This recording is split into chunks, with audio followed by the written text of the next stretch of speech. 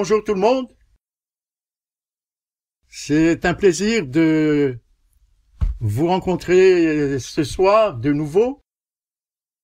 Et si vous voulez bien, nous allons d'abord commencer par prier ensemble. Inclinons nos têtes. Notre Père qui es aux cieux, nous te remercions pour cette possibilité de nous rencontrer de nouveau ce soir. Nous te prions, Éternel,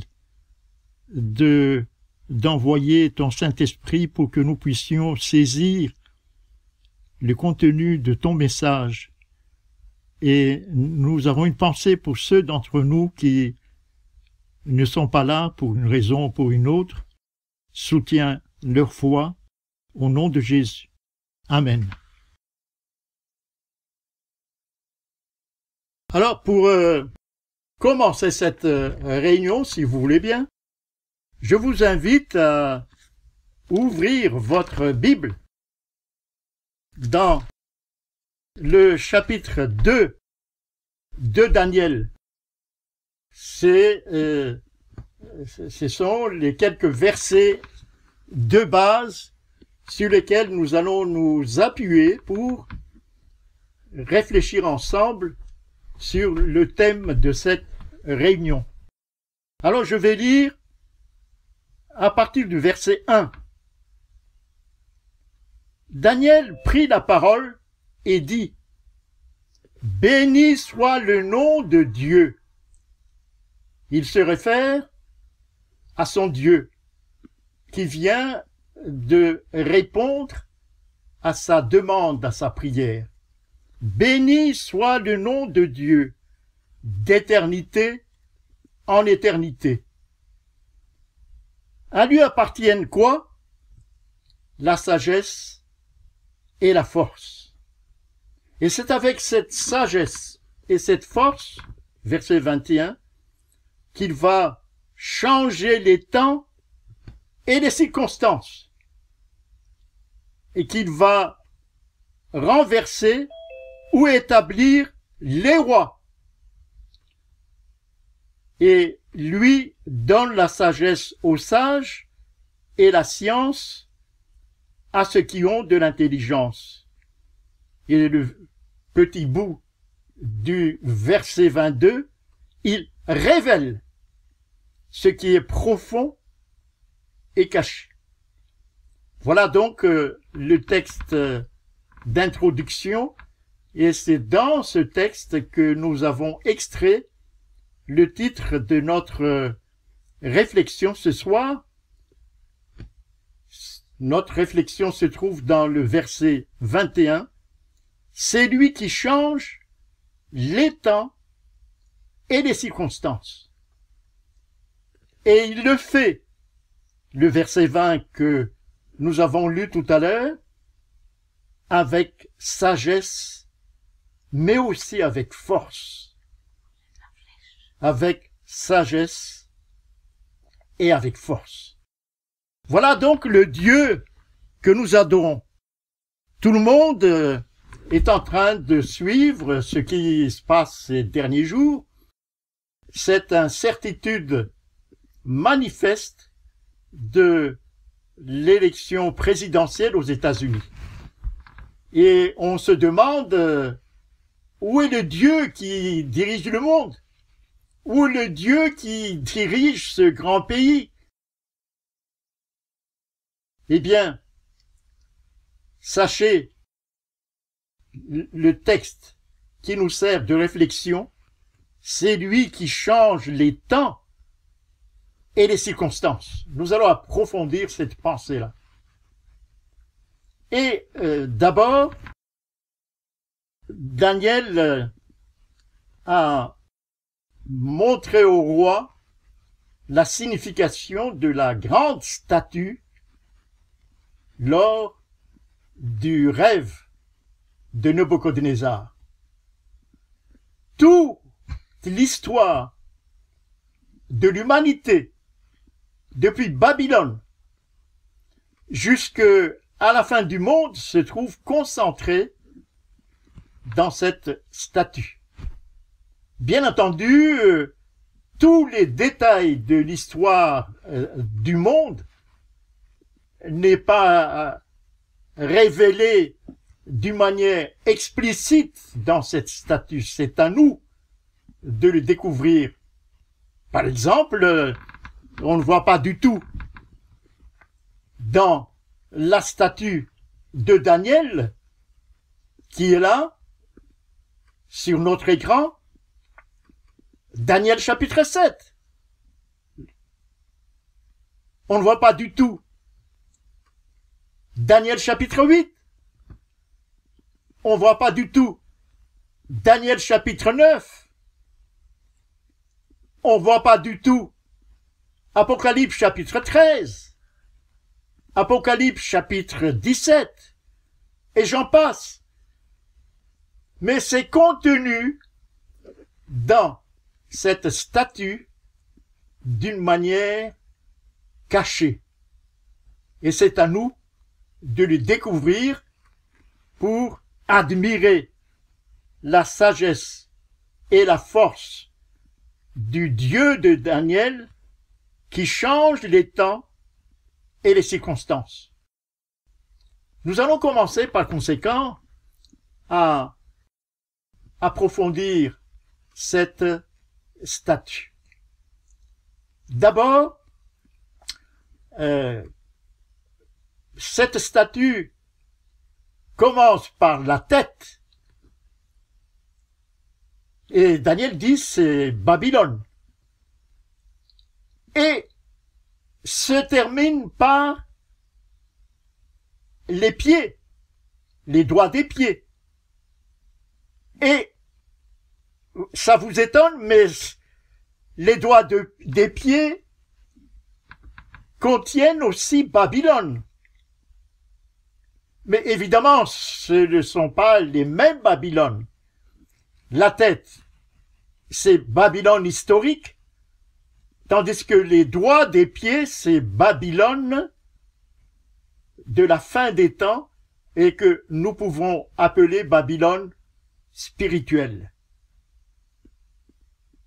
Nous allons voir cela en détail pour que nous sachions exactement où est-ce que nous en sommes aujourd'hui dans l'attente et la manière de hâter, comme dit l'apôtre Pierre dans 2 Pierre, l'épître de Pierre. J'ouvre cette épître parce que c'est magnifique épître. 2 Pierre, chapitre 3. On va lire le verset 11 et le verset 12. 2 Pierre, chapitre 3, verset 11 et verset 12. Je lis: puisque donc toutes ces choses doivent se dissoudre. Pierre dit que toutes ces choses, avant la venue de Jésus, avant que la pierre qui se détache de la montagne sans le secours d'aucune main frappe la statue, toutes ces choses doivent se dissoudre, sous-entendu par le feu. J'habite pas tellement loin de Genève ici. Cette belle ville de Genève avec toutes ses banques vont donc être dissoutes. Puisque donc toutes ces choses doivent se dissoudre, qu'elles ne doivent pas être la sainteté de votre conduite et votre piété. Voilà 2 mots-clés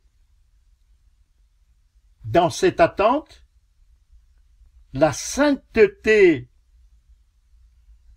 de notre conduite et notre piété. La sainteté de notre conduite et notre piété. Je lis maintenant le verset 12. Il y a là 2 verbes qui doivent nous intéresser, tandis que vous, 1, premier verbe, attendez. 2, hâter l'avènement du jour du Seigneur. Voilà par conséquent notre responsabilité avant la venue de cette pierre qui va pulvériser la statue, pierre sans le secours d'aucune main. Donc, attendre, c'est une attitude que je qualifie de passive, mais qui traduit la patience et la persévérance. Et l'autre, c'est une attitude active, la responsabilité de hâter l'avènement du jour du Seigneur. Juste, que pouvons-nous faire pour hâter cet événement? Donc, Jésus nous donne la réponse dans Matthieu chapitre 24. Dans Matthieu chapitre 24, chapitre que nous connaissons, j'allais dire par cœur, et nous lisons le verset 14. Jésus nous donne la réponse à la question. Que pouvons-nous faire pour hâter l'avènement de Jésus? Alors, 24, Matthieu 24, verset 14, cette bonne nouvelle du royaume sera prêchée où dans le monde entier pour servir de témoignage à toutes les nations. Alors viendra la fin. Ah, il y a donc ici une condition pour la venue de la fin. C'est la prédication où dans le monde entier à toutes les nations pour leur servir de témoignage. Là donc est notre rôle. C'est là où nous avons la possibilité de hâter la venue de cette pierre qui va pulvériser la statue sans le secours d'aucune main. Et c'est j'allais dire, une lourde responsabilité pour chacun d'entre nous. Nous devons nous poser la question, qu'est-ce que je fais pour participer à la prédication prêchée dans le monde entier pour servir de témoignage à toutes les nations.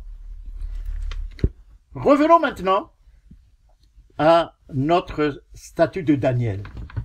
Nous allons examiner donc quelques éléments de cette statue. D'abord, regardez comment Dieu change les temps et les circonstances lorsque nous examinons ce qui s'est passé pour le peuple de Juda, puisque Israël est déjà parti en exil. Il n'y a plus que Juda.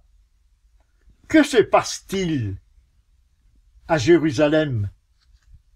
Voyons ce qui se passe dans 2 Chroniques. 2 Chroniques, c'est avant Job, avant Néhémie et Esdras, Job, Néhémie et Esdras. 2 Chroniques, chapitre 33. Examinons ce que le roi Manassé, roi de Juda, avant l'exil en Babylone, a fait.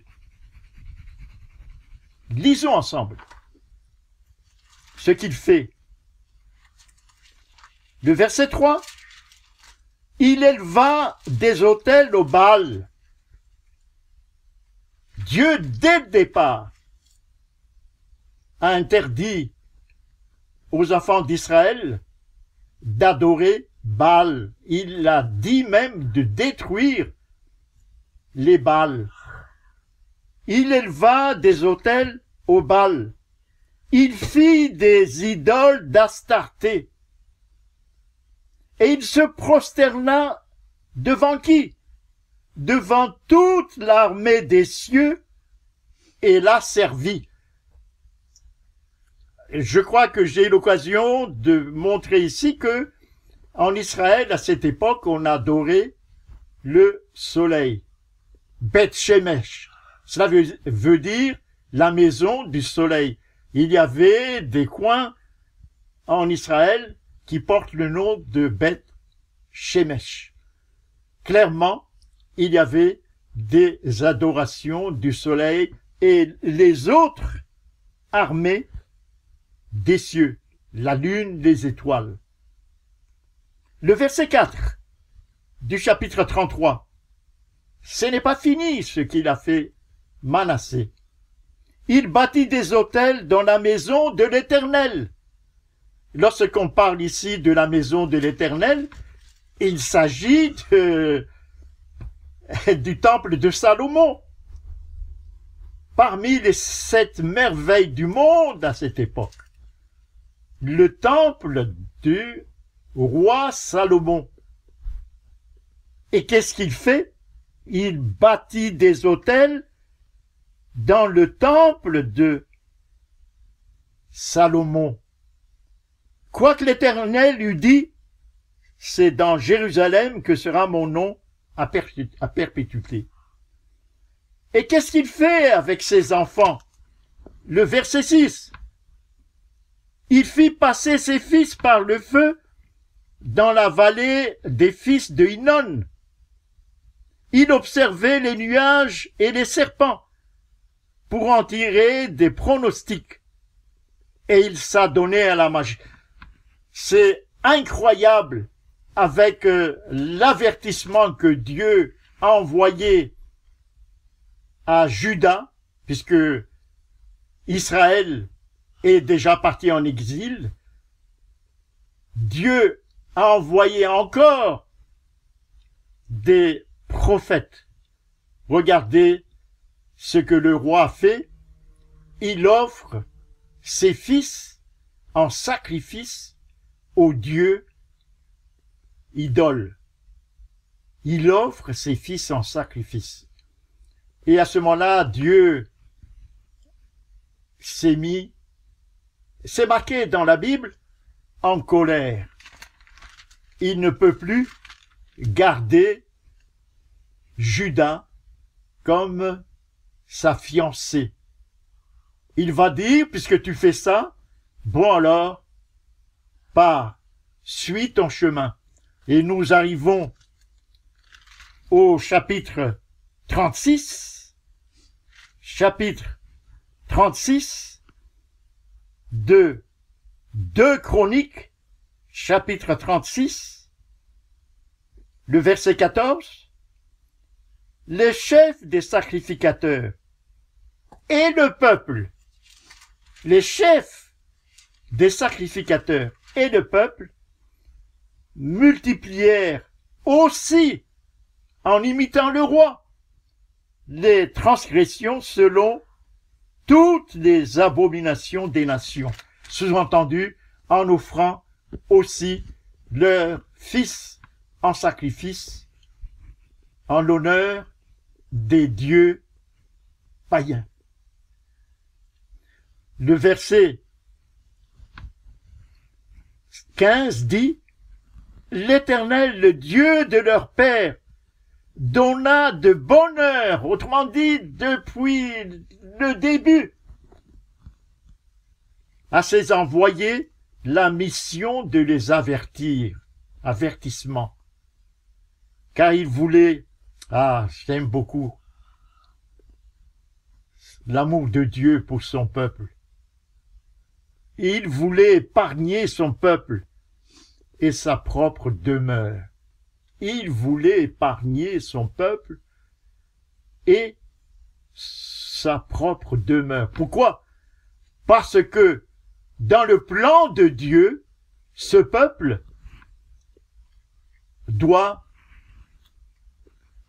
porter le Sauveur, son Fils unique, engendré. Et regardez, ce peuple est en train de détruire le plan de Dieu pour sauver non seulement ce peuple, mais toutes les nations. Le verset 16, ils se moquèrent des envoyés de Dieu, ils méprisèrent ses paroles, et ils se raillèrent de ses prophètes, jusqu'à ce que la colère de l'Éternel contre son peuple devint sans remède. Jusqu'à ce que la colère devint sans remède. Et comment s'est manifestée cette colère? C'est le verset suivant qui le dit. Les Chaldéens tua par l'épée les jeunes gens, le jeune homme, la jeune fille, le vieillard, l'homme aux cheveux blancs. Il livra tout entre les mains des ennemis. Alors, c'est là, lorsque vous discutez avec certaines personnes, ils disent, mais ce Dieu-là qui se met en colère, comme c'est marqué ici, et qui charge ses serviteurs chaldéens de tuer les vieillards, les enfants. Ailleurs, dans d'autres chapitres, c'est marqué, on tue les enfants. Non, je ne veux pas, dit certaines personnes, adorer de tels dieux. Alors, ça me vient immédiatement dans la tête un verset dans la Bible, en rapport avec cela. Voilà ce que Dieu dit pour répondre à de telles accusations qui ne sied pas du tout. Allons-y dans Zacharie. Il y a Malachie, tout à fait à la fin de l'Ancien Testament, et ensuite, avant Malachie, Zacharie. Zacharie, chapitre 1, Zacharie, chapitre 1, et le verset 15. Zacharie, chapitre 1, verset 15. Retenez bien ce verset-là, pour que ça ne reste pas dans notre esprit cette image d'un Dieu sévère qui va jusqu'à s'attaquer aux plus faibles, les vieillards, les vieilles personnes, les enfants. Lisez bien, on va le lire ce verset une fois pour toutes, pour que dans votre esprit, vous ayez une meilleure compréhension du véritable caractère de Dieu. Dieu dit, verset 15, « Je suis saisi d'une grande irritation. » Contre qui?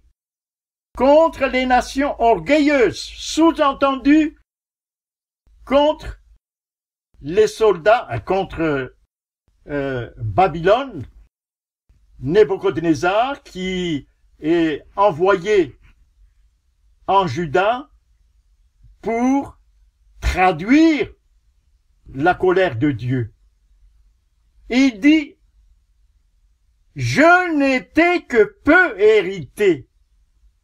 Regardez bien, Dieu s'est irrité, mais c'est une légère irritation. Ah, regardez, je ne sais pas si vous mesurez, c'est à mettre en parallèle si vous voulez, mais c'est le temps qui nous manque avec Hébreux. L'Épître aux Hébreux, verset 12. Je vous invite à lire l'Épître aux Hébreux, verset 12, depuis le verset 8 jusqu'au verset 11. Lisez cela et mettez en parallèle avec Zacharie. C'est ça le véritable caractère de Dieu. Alors je résume. Dieu est un Dieu d'amour.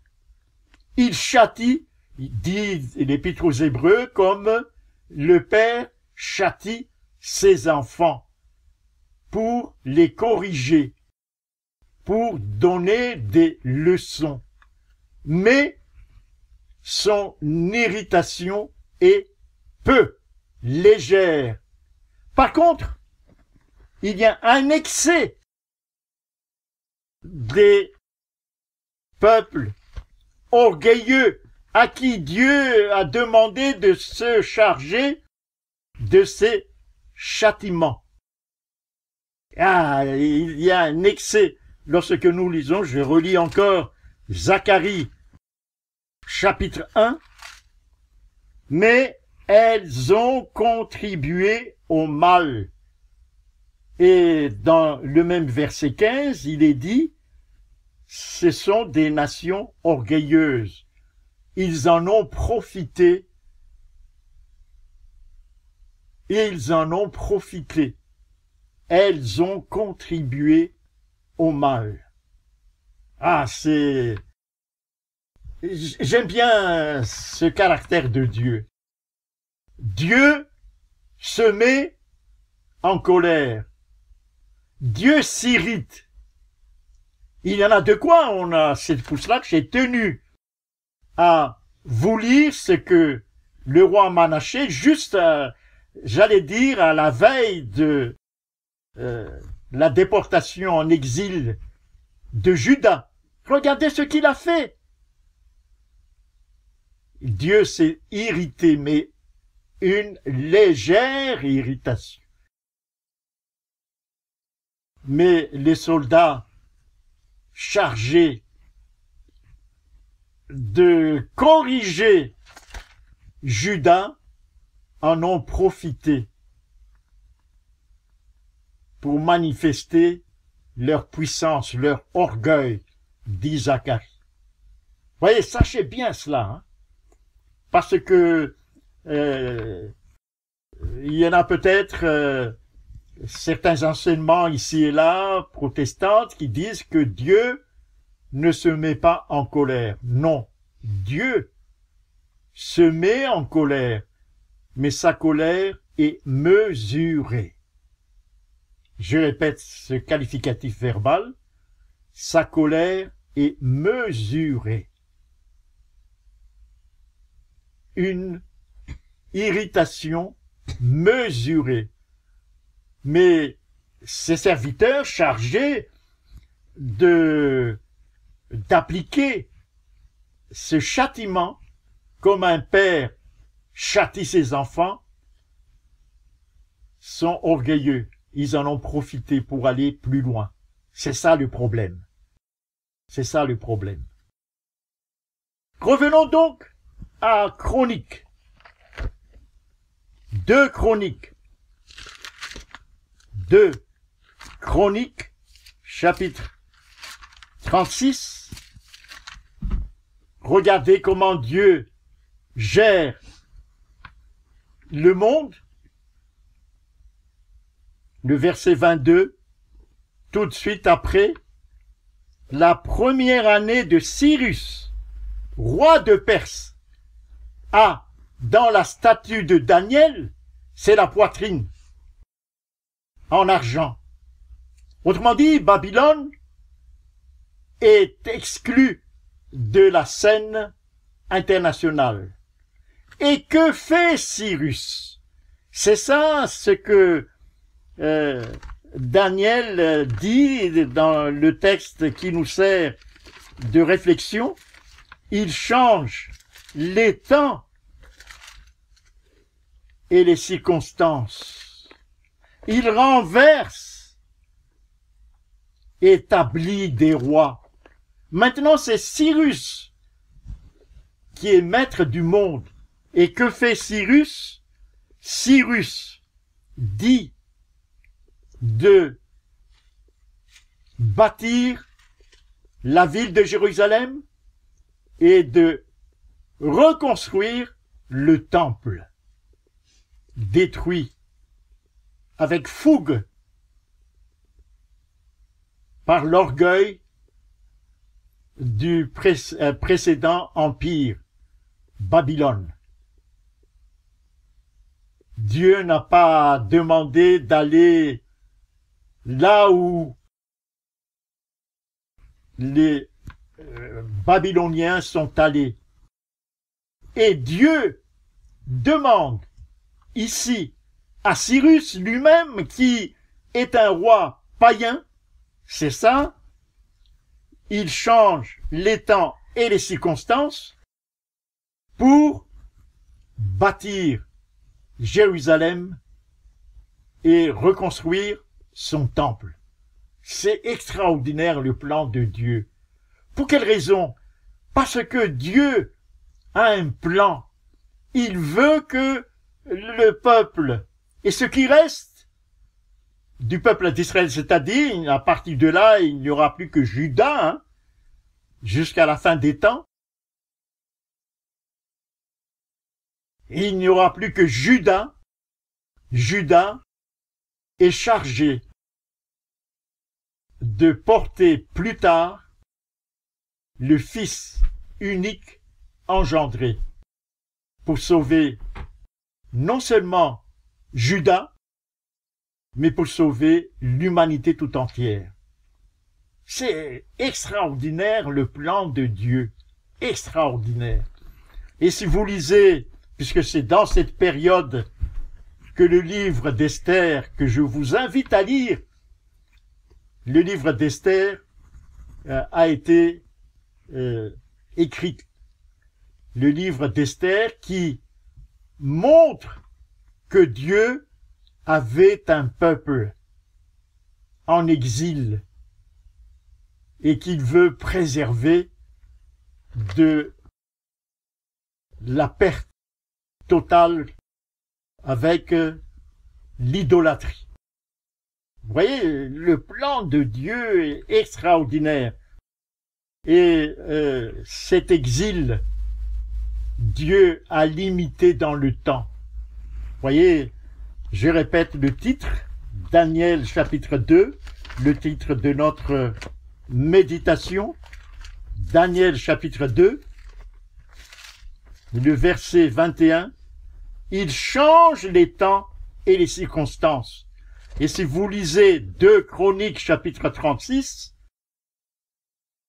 à la fin du verset 21, 2 Chroniques chapitre 26, 36, à la fin du verset 21, cet exil d'Israël, de Juda, ne dure que 70 ans. C'est Jérémie qui l'a annoncé avant le départ en exil. Et Dieu a tenu parole. Ce sera au bout de 70 ans que le peuple d'Israël va revenir à Jérusalem pour reconstruire la ville et reconstruire le deuxième temple. Et je vous invite à lire, je lis et je relis les livres d'Esdras et de Néhémie, comment ces peuples qui sont revenus au pays ont affronté des difficultés monstres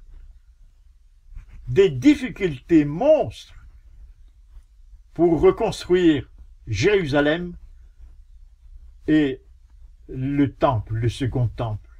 J'ai une profonde admiration, surtout pour le personnage de Néhémie. Je vous invite à lire, si vous avez le temps.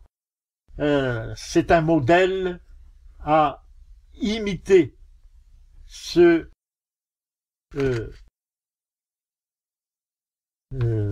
Néhémie, là, c'est un laïc.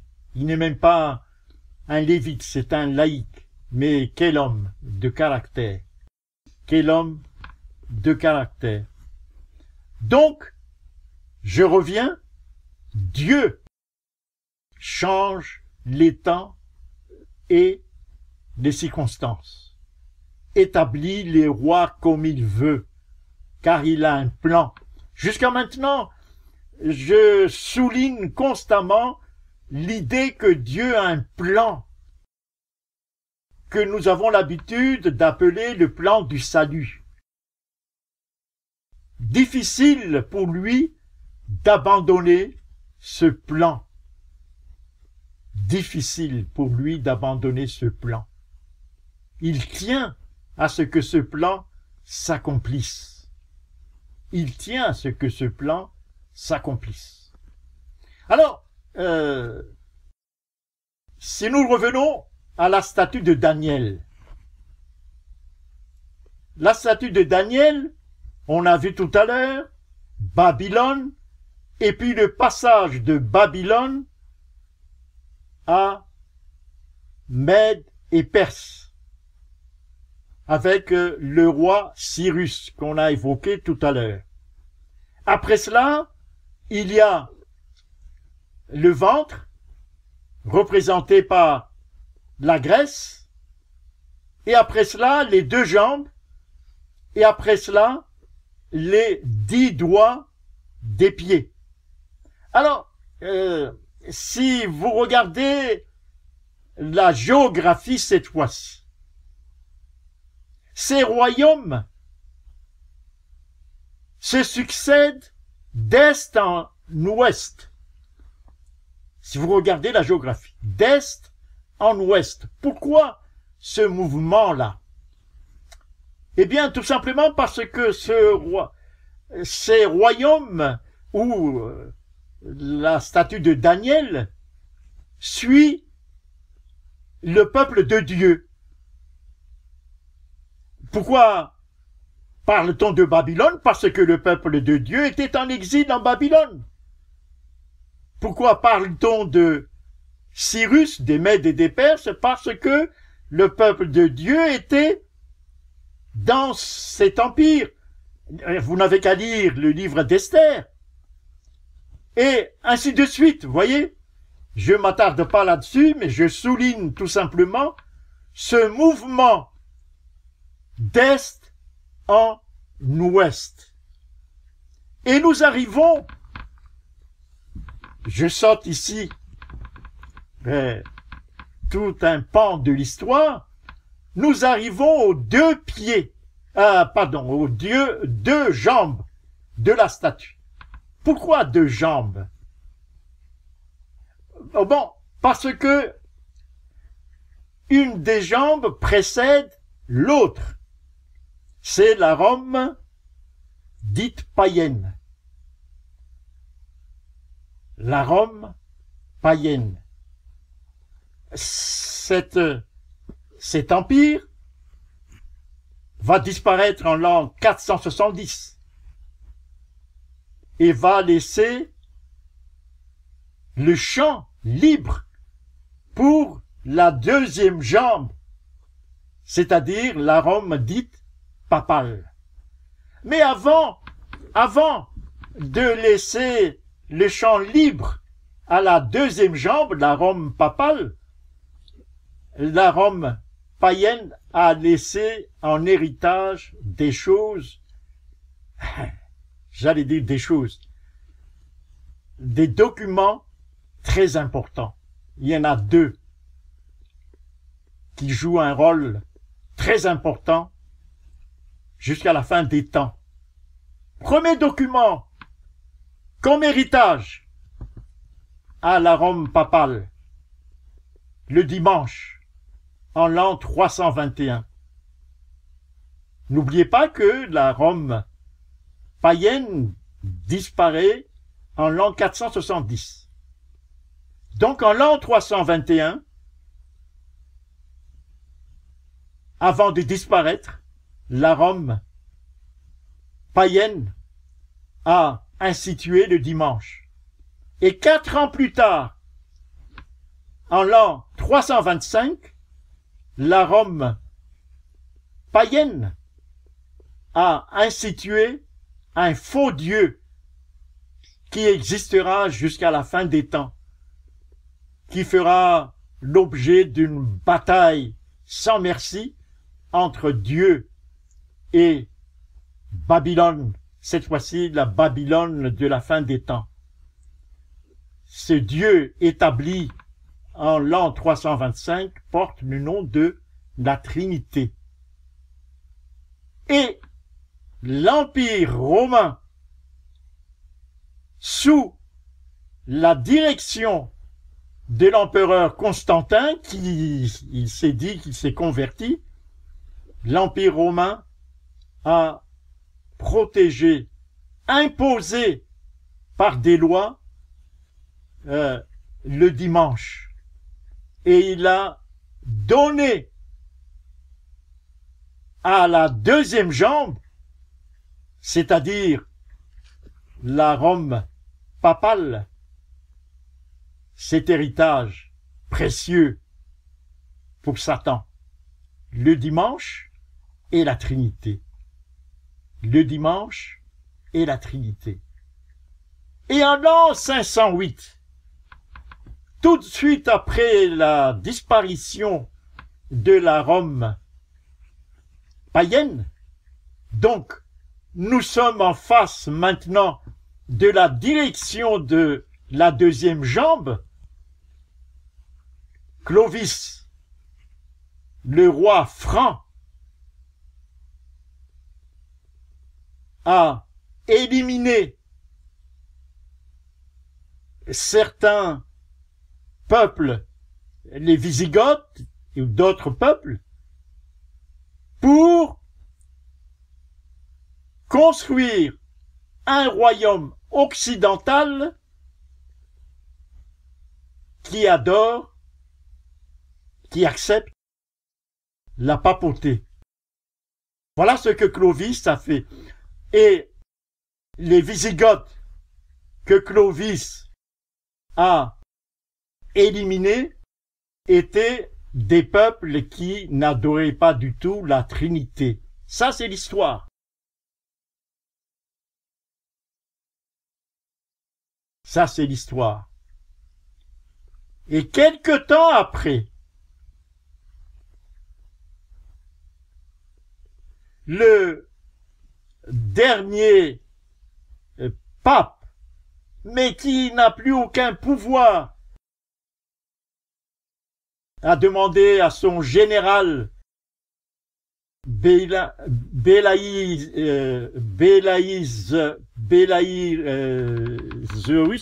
je prononce très mal, d'éliminer les Ostrogoths, l'autre peuple qui est mentionné d'ailleurs dans les livres de Daniel, qui n'adorait pas du tout la Trinité. Et les Ostrogoths sont arrivés jusqu'à Rome et le général Bélarius, envoyé par Justinien, a chassé les Ostrogoths, de telle sorte que le pape, après le départ des Ostrogoths à Rome, est libre. Et je souligne ce qualificatif. Rome est libre entre les mains du pape de l'époque. Et on lui a demandé de gérer tout le royaume autour du Vatican, car sinon ce serait le désordre. Le pape donc est investi d'un pouvoir religieux et en même temps Justinien lui a donné la possibilité d'être le gouverneur, donc un pouvoir temporel en même temps qu'un pouvoir religieux. C'est le début d'un pouvoir qui va durer longtemps et qui, en l'an 538, une date que nous connaissons bien puisque c'est le point de départ de ce règne qui va durer plusieurs siècles, le 1260 ans. En l'an 538, le pape a obligé tous les pays sous son administration à respecter le dimanche. À respecter le dimanche. Autrement dit, plus de liberté de conscience. Il y a ici une association entre l'État d'un côté et le religieux de l'autre. C'est le début de cette très longue période pendant laquelle la deuxième jambe va persécuter tous ceux qui n'obéiraient pas à son administration, surtout, puisque ce sera, à la fin des temps, ce sera pareil. À la fin des temps, ce sera connu sous le nom de la loi dimanche. Tous ceux qui, tout au long de cette longue période, n'obéissaient pas à l'adoration de dimanche étaient persécutés. Les Vaudois, je mentionne juste les Vaudois, et même en Afrique, jusqu'en Éthiopie. Voyez ici,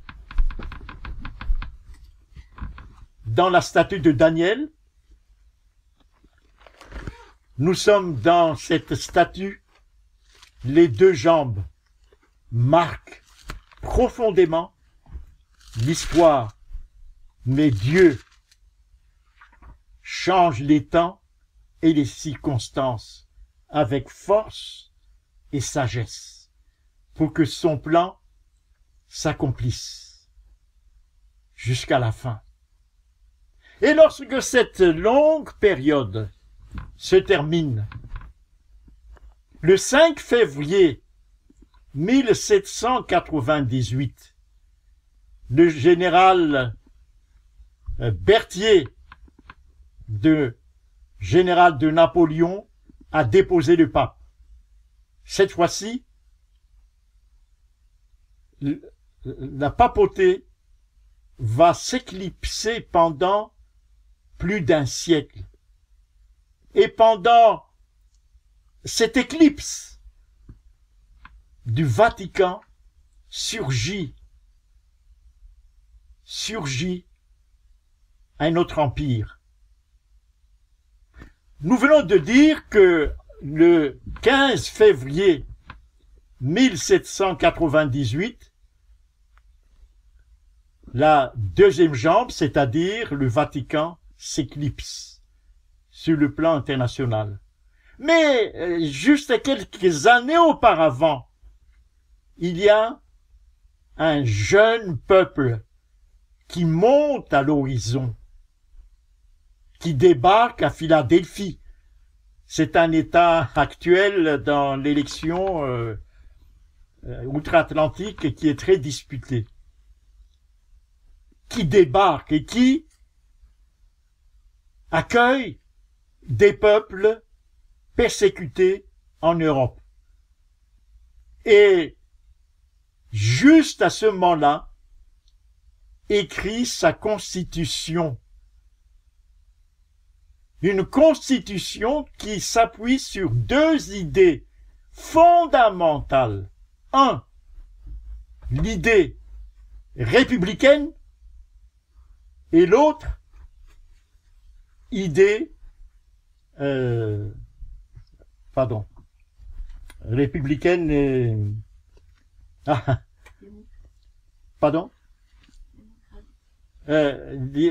républicaine et...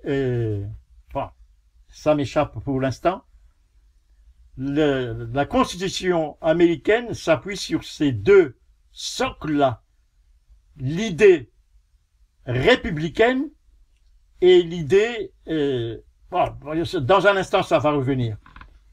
Démocrate, non? Démocrate, oui, voilà.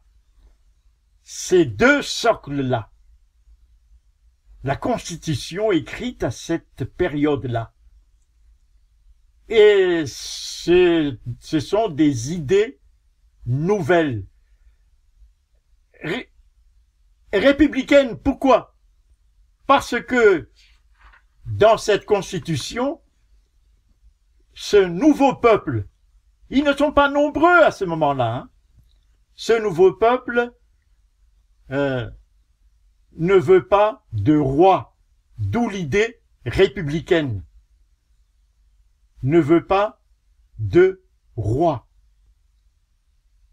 C'est le peuple qui va décider ce que la nation veut.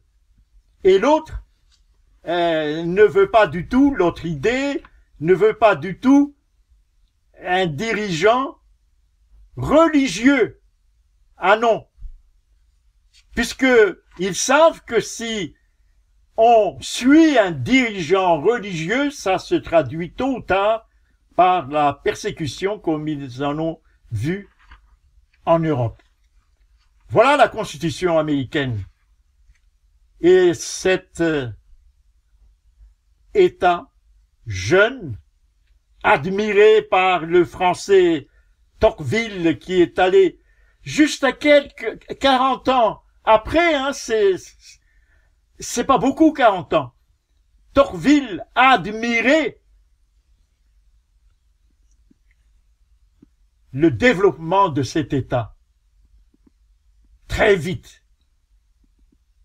Expansion territoriale vers l'ouest, développement industriel très rapide, et aussi cette notion de démocratie. Voilà les trois piliers d'un développement rapide, juste en l'espace de quelques dizaines d'années, dit Tocqueville, qui a visité aux environs de 1844 les États-Unis.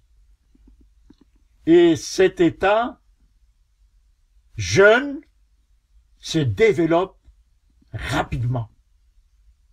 Expansion territoriale vers l'ouest, industrialisation rapide et la démocratie s'impose tout de suite dans le monde entier. Aucune puissance ne résiste à cette capacité de cet État de séduire et de s'imposer. Mais en même temps,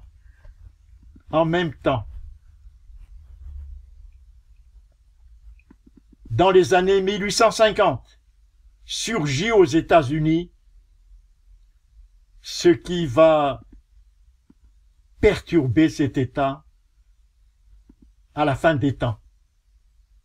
J'allais dire maintenant. C'est le spiritisme. Le spiritisme. Le spiritisme a pris naissance à cette époque-là, en 1850, aux États-Unis, et se développe très rapidement. Tout le monde entre en contact avec les morts, et ça s'exporte très vite en Europe. Très vite.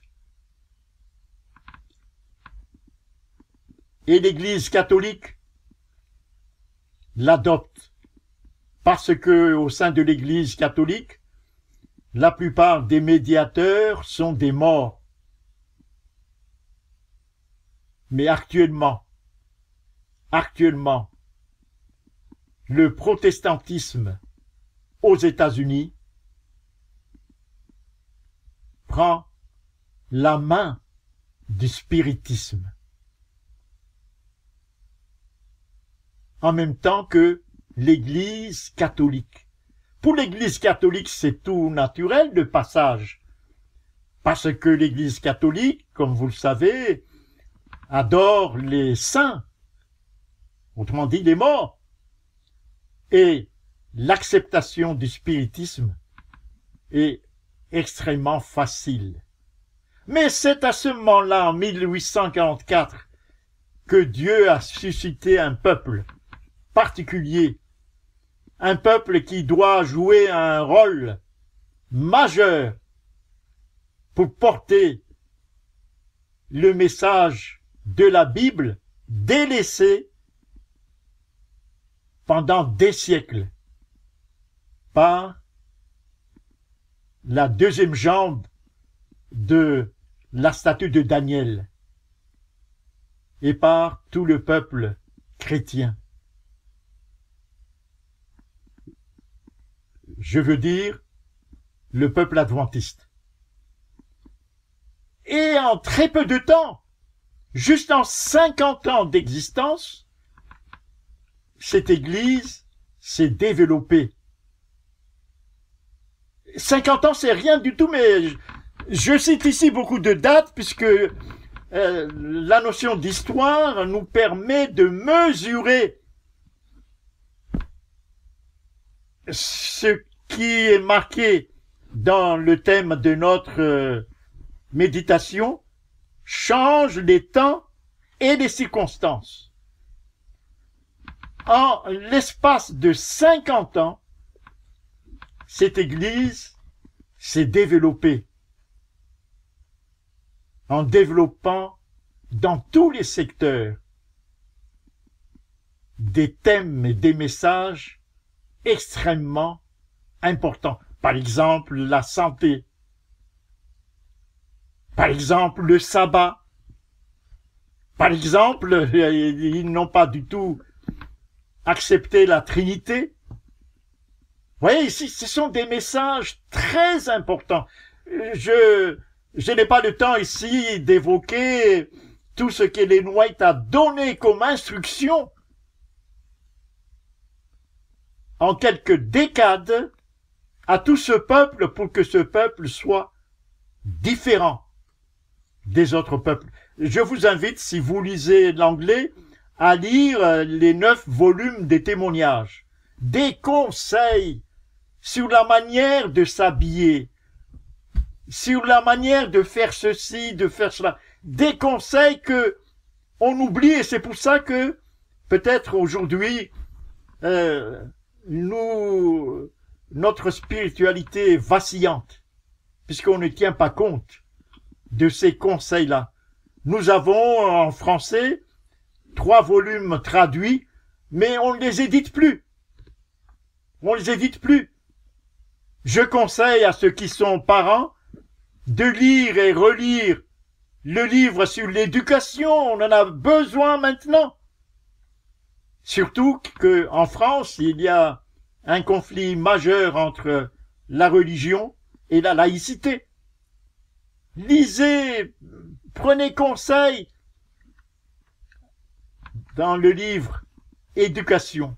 Mais pas seulement, tous ces livres-là doivent être lus et relus actuellement. Voilà donc ce qui se passe au XIXe siècle. Dieu change les temps et les circonstances. Mais pendant tout ce temps-là, le Vatican reste encore en sommeil. Le Vatican reste encore en sommeil. Mais arrive le XXe siècle. L'Amérique s'impose comme une puissance mondiale, mène la guerre contre la tyrannie et la dictature, 14-18, mène la guerre contre la tyrannie et la dictature, 40-45, et s'impose réellement comme étant le maître du monde.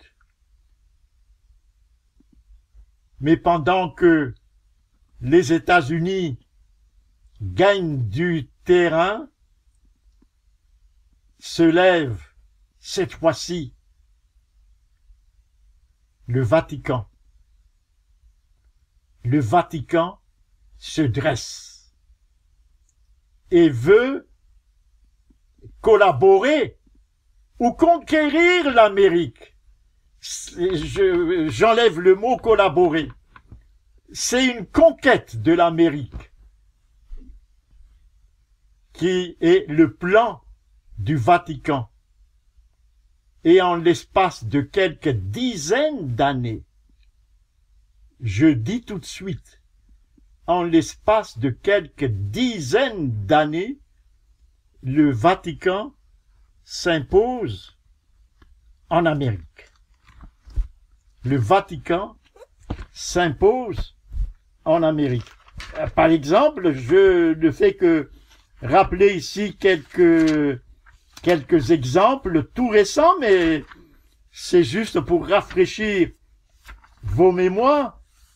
Et les papes, tout récemment, visité,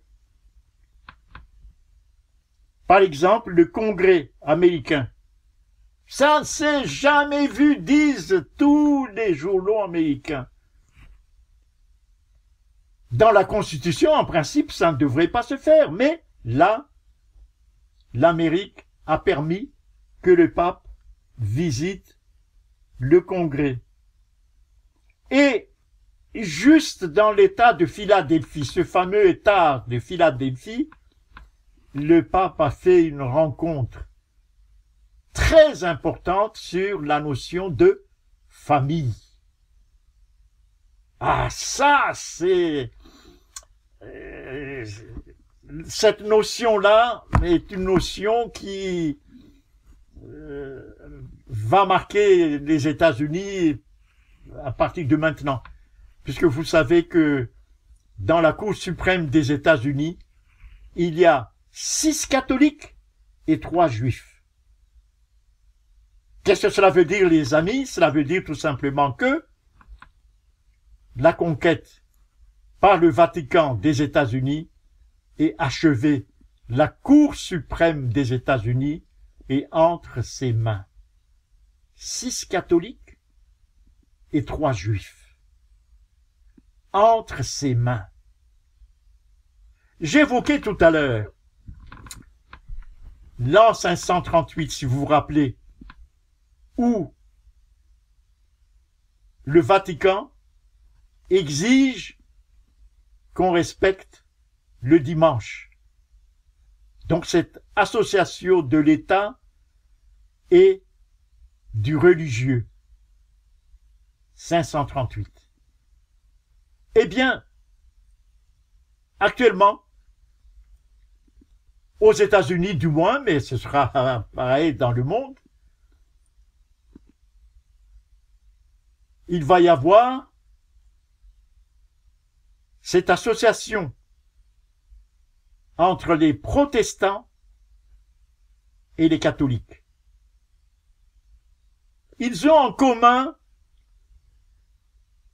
2 points spirituels essentiels, à savoir le même Dieu, c'est la Trinité. Ensuite, même jour de repos, c'est le dimanche.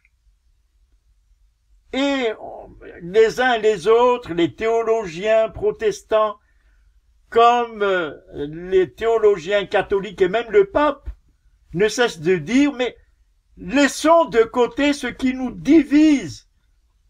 Regardons ensemble sur ce qui nous rassemble. C'est ça le message qu'actuellement le peuple américain, surtout les protestants, est en train d'écouter, de vivre et d'admettre, surtout admettre. Donc, il y aura résurrection de ce qui s'est passé en 1538. Début de 1260 ans du règne de la deuxième jambe, c'est-à-dire du Vatican dans le monde. Il va y avoir l'exigence d'un jour de repos qu'on appelle le dimanche. La situation actuelle l'exige. Vous n'avez qu'à regarder autour de vous, je ne vais pas détailler ici, ce n'est pas mon propos. L'écologie l'exige. Ils insistent là-dessus, beaucoup de penseurs qui sont lancés pour explorer la réaction de l'opinion en disant mais si on se repose un jour par semaine, certainement on va résoudre pas mal de questions écologiques. Mais on lance le débat, tout ça c'est pour préparer l'opinion, admettre éventuellement un tel changement. Vous voyez, je ne vais pas plus loin pour ne pas faire ce qu'on appelle des spéculations ou ce qu'on pourrait appeler la théorie de la conspiration. Mais ce sera un fait que ce qui s'est passé en l'an 538 va de nouveau se passer dans un avenir plus ou moins proche. Les amis, je reprends notre verset de méditation. À lui, c'est-à-dire au Dieu d'éternité en éternité, à lui appartiennent la sagesse et la force. C'est lui qui change les temps et les circonstances et qui renverse et qui établit les rois. Ayons confiance en cette direction divine qui est notre Père. Ne craignons pas. Voyez, je vous laisse ce que Jésus a dit dans Luc chapitre 21, le verset 28. Je termine là-dessus pour ne pas abuser de votre patience, puisque j'ai donné beaucoup de dates là, etc.